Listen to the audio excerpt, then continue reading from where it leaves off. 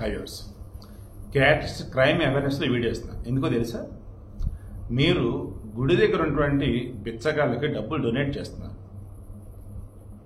వాళ్ళు వెళ్ళి చర్చిలలో ఆడున్న పాస్టర్లకి దశమ భాగం అంటూ వీళ్ళు అడుక్కున్న దానిలో కూడా మరలా తీసి వాళ్ళకి ఇస్తున్నారు. వాళ్ళు ఏం చేస్తున్నారు? ఇంక ఏం చేసినట్టు మీకు తెలిసిందే. మత ప్రచారాలు, హిందూ దేవుళ్ళ మీద, హిందూ మతం విషయం చెబుతారు అందరు కాదు కొందరు. మరలా చెప్తున్నారు, ఈ వీడియో ఇందులో ఎందుకు ఇస్తున్నారు? క్యాట్స్ క్రైమ్ అవేర్నెస్లో మీరు తప్పు చేస్తున్నారు, పాపం చేస్తున్నారు, ఘోరం చేస్తున్నారు, నేరం చేస్తున్నారు. గుడిలో పూజారి యొక్క హారత పళ్ళెంలో ఆ వేసే రూపాయి అయినా, ₹10, ₹2 అక్కడ వేయండి. బయట ముస్టోడికి ఇచ్చే ₹1, ₹10 ఏదైతుందో సంతోషంగా గుడిలో ఉన్న పూజారి ఆయన కుటుంబం బతకాలని ఆయనకి ఇవ్వండి. ఎందుకంటే బయట పార్కింగ్ ఫీజు కానీ, ఎంట్రీ ఫీజు కానీ, ఆ మధ్యలో ఆ పూజ ఈ పూజ ఫీజులు అన్నీ కూడా ఎండోమెంట్ డిపార్ట్మెంట్కి పోతాయి. ఈ పూజారికి ఏమిస్తున్నారు ఏంటంటే ఆ 10,000, 15,000 జీతం ఏదో ఉండిద్ది. మరల అందులో గుడిలో కొన్ని ఖర్చులు అతనే పెట్టుకోవాలి. చివరికి అతను మిగిలేదు 10,000, 12,000 ఎంతో తప్ప వేరేది కాదు. అయితే సెపరేట్ వీడియో ఇస్తాను నేను. అది పూజారికి హారత పల్లెంలో డబ్బులు వేయొద్దు, హుండీలో డబ్బులు వేయని చెప్పి సొల్లు కబుర్లు రాస్తారు. ఆ హుండీలు వేసిన డబ్బులు ఎంతవరకు సవ్యంగా ఖర్చు పెడితే ఏంటంటే లెక్కలుండు. సో అంతే నేను చెప్పేది.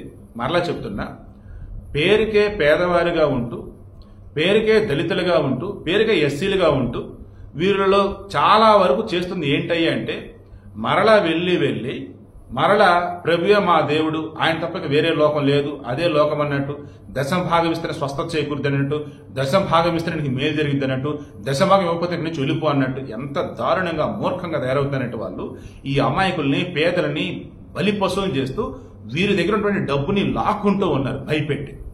వీళ్ళేమో మన దగ్గర వచ్చి డబ్బులు అడుగుతూ ఉంటారు గుడుల దగ్గర, మిగతా దగ్గర. వీడికి ఇంట్రెస్ట్ మీకు అర్థమైందా?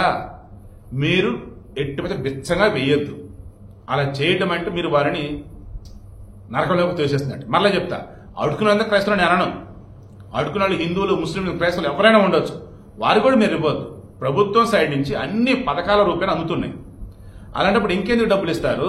నేను చెప్తుంది నిజం అవ్వదు అంటే నెక్స్ట్ వీడియో అటాచ్ చేసి చూడండి. 2-3 ఉన్నాయి ఆ జ్ఞాన గులికలు లాంటివి. అందులో ప్రభువే అన్ని కరోనా కూడా ప్రభు తగ్గిస్తాడని చెప్పినటువంటి వాడు కూడా కరోనా బారిన పడ్డాడు.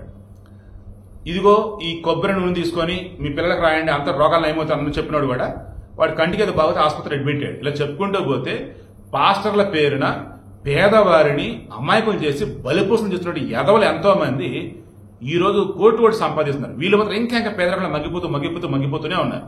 ఎందుకంటే హిందువులు పెట్టింది అత్యనొద్దు, అది చేయదు, ఇది చేయదు అని చెప్పి వాళ్ళ కండిషన్స్ పెట్టి వాళ్ళని భయపెట్టి చివరికి ఎంత దారుణంగా అంటే ఒకప్పుడు వాళ్ళు హిందూ మతంలో ఉన్న అంటరాంతరం ఎదుర్కొన్నారేమో కానీ ఇంత భయంతో వాళ్ళు బతకరా. ఈరోజు దళితులలో ఉన్నటువంటి పేద బడుగు బలహీన వర్గాలు ఉన్నటువంటి ఎవరైతే హిందువులు ఉన్నారో సంతోషం బతుకుతున్నారు. క్రైస్తవులుగా మారినటువంటి వాళ్ళు ఇప్పటికీ భయపడుతూ బతుకుతూనే ఉన్నారు.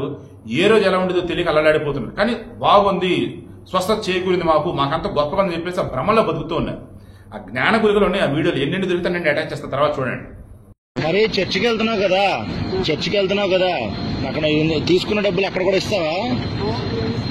వారానికి ₹50 డబ్బులు వస్తే నాకు ఖర్చు తీసుకొని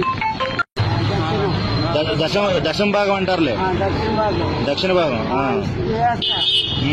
పేరు శ్రీనివాసరావా? నువ్వు చర్చికి ఇస్తావా?